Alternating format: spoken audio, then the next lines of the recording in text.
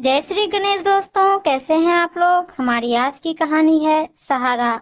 मंदिरा, क्या सोच रही हो। सुबह सुबह खिड़की पर खड़े मयंक की आवाज सुनकर मंदिरा ने आंखों से आंसू पोंछते हुए कहा, आज तुषार को गए पूरे 2 साल हो गए। याद है, आज उसकी बरसी है मयंक।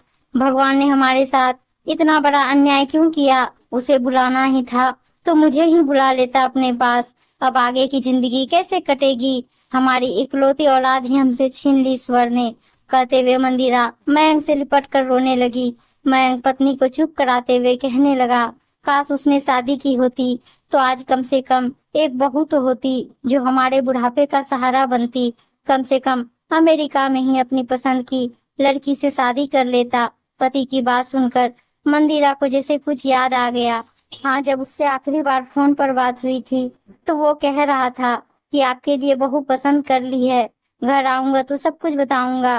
तुम भी मंदिरा आज 2 साल बाद बता रही हो, मैं क्या करती। उसके बाद ही तो उसका एक्सीडेंट हो गया, फिर मुझे क्या होश था। लेकिन मंदिरा, अगर सच में कोई लड़की उसकी जिंदगी में थी तो उसका क्या हाल हुआ होगा।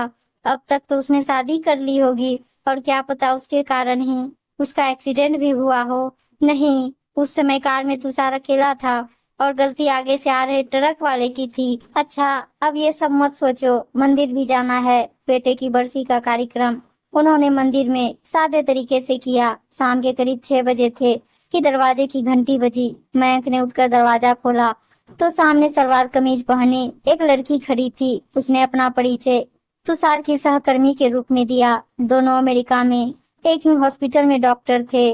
उसने बताया कि उसका नाम प्रियंका है और वो पूरे 2 साल बाद भारत लौटी है। उन लोगों से ऐसे ही मिलने चली आई।